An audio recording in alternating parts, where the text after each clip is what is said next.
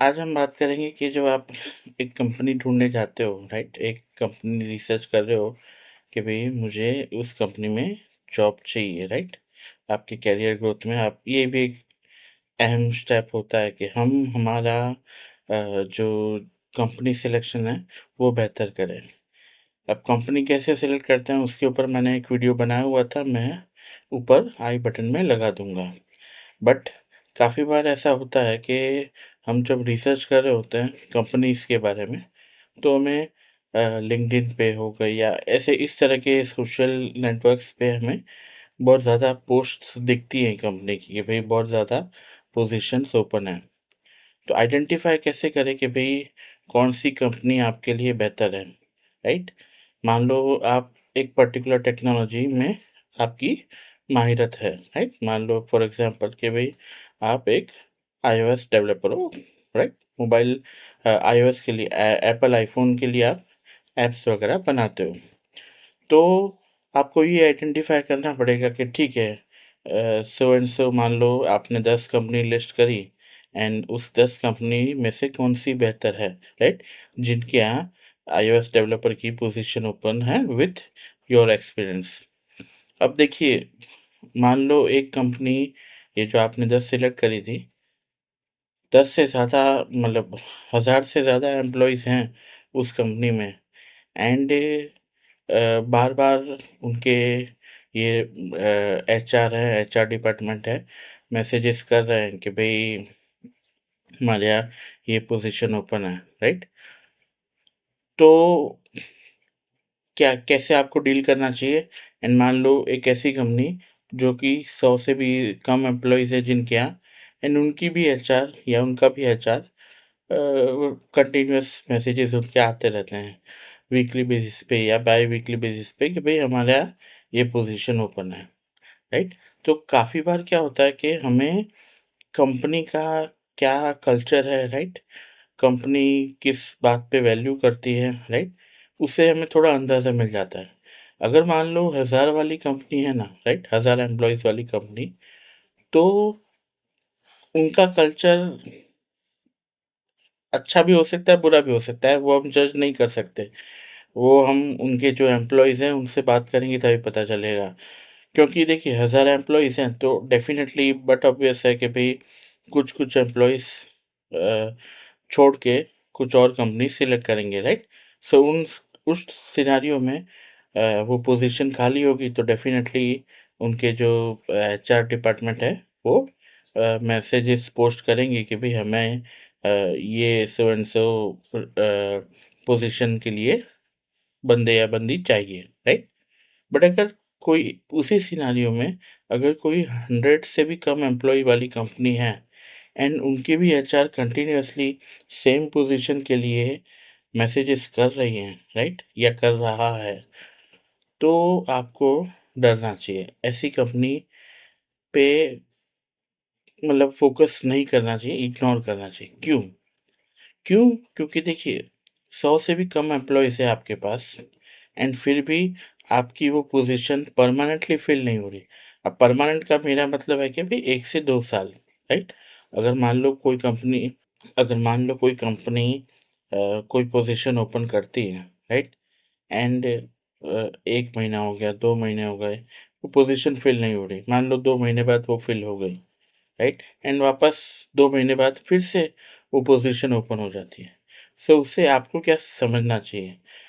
हम तो as a, public Spectator हम यही समझ सकते हैं कि भई इनकी मान लो 100 से भी कम की एम्प्लॉइज़ की टीम है, तो जो टेक्नोलॉजी पे आप फ़ोकस कर रहे हो, उनके अज़्यूम करके चलते हैं कि भई 10 से 15 लोग होंगे। अब हर 2 महीने में एक पोज़ीशन ओपन हो रही है, राइट? या हर महीने उनकी एक पोज़ीशन ओपन हो रही है। इसका मतलब है कि जो लोग वहाँ पे थे, वो छोड़ के जा रहे हैं, राइट?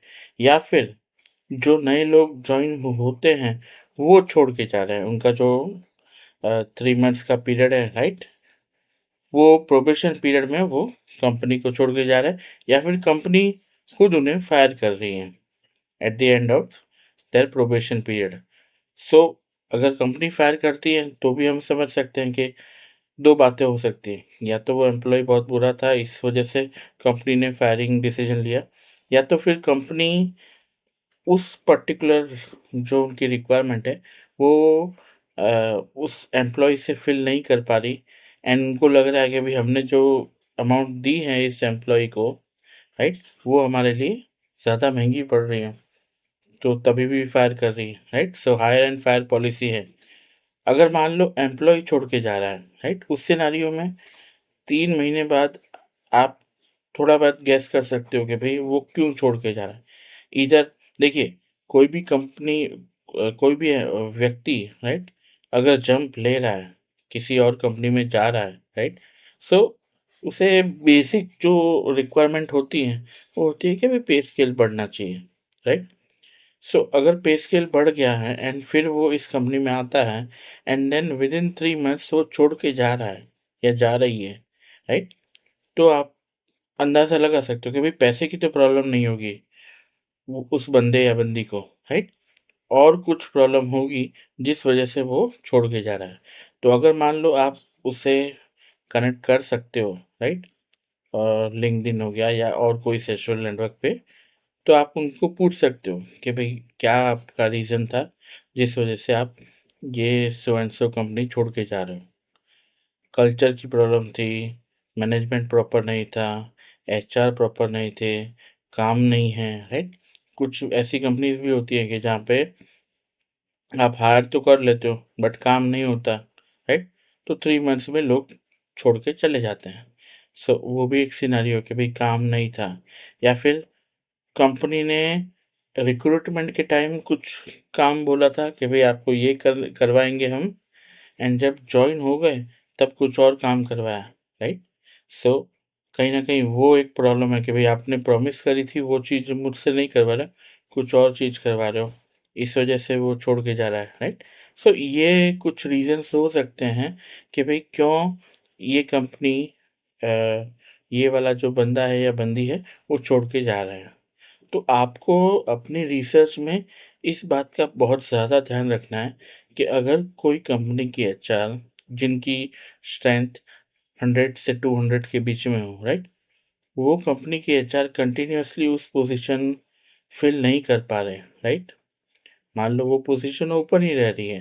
हर हफ्ते या हर 2 हफ्ते में उनके एचआर लिंक्डइन पे या जो दूसरे रिक्रूटमेंट वेबसाइट्स हैं, वहाँ पर वो मैसेज डाल देते हैं कि भई हमारे यहाँ so and so position open है।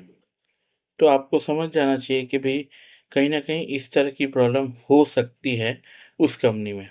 श्योर शॉट नहीं है बट हो सकती है कि भई जिसी वजह से ये जो कंपनी है वो ये पोजीशन फिल नहीं कर पा रही, राइट?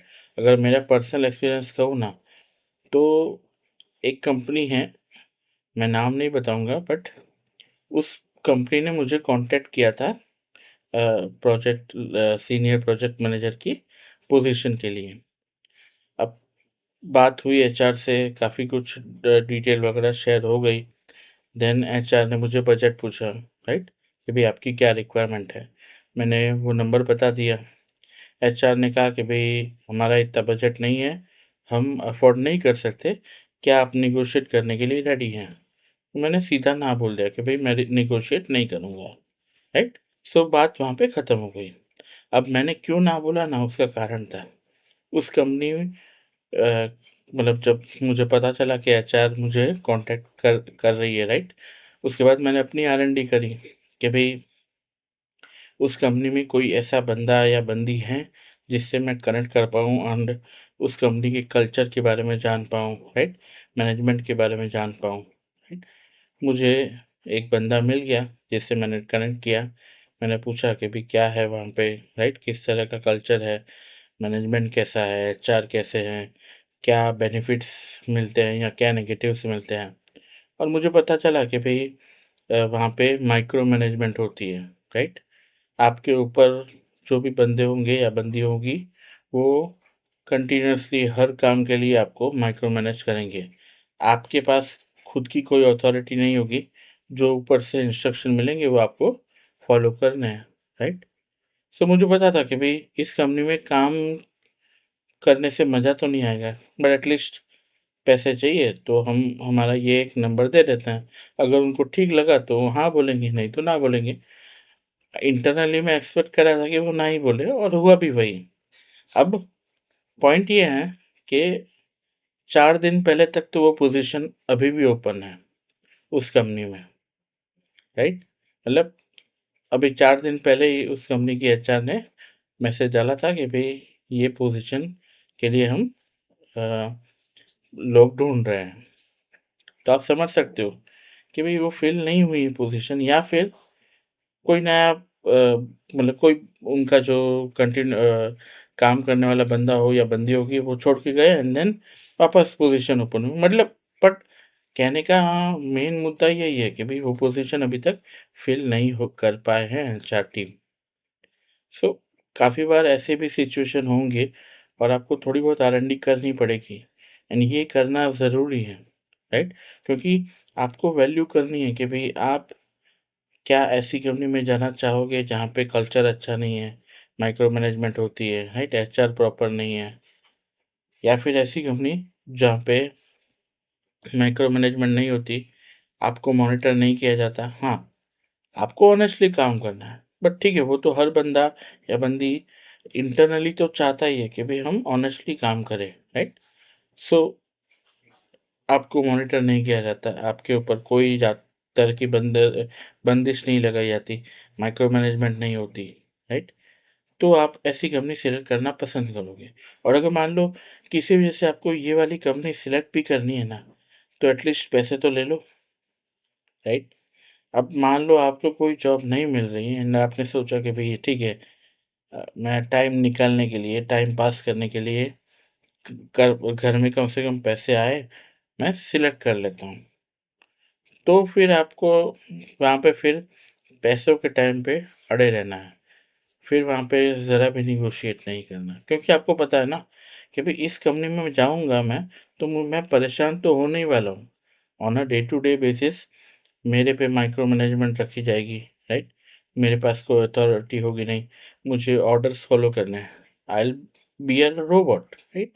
सो अगर मुझे ऑर्डर्स फ़ॉलो करने हैं, मैं अपनी खुद की इंटेलिजेंस नहीं यूज़ कर सकता, दिमाग नहीं लगा सकता, तो फिर वो कंपनी में मेरा खुद का कुछ एडवांसमेंट नहीं होने वाला, ग्रोथ नहीं होने वाला।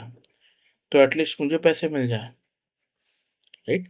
सो जज आपको करना है, वे आपको करना है, बट आपके पास सारे ऑप्शंस होने चाहिए तब आप अच्छे से जज कर पाओगे कि भई आपको कंपनी ए सेलेक्ट करनी है, कंपनी बी सेलेक्ट करनी है।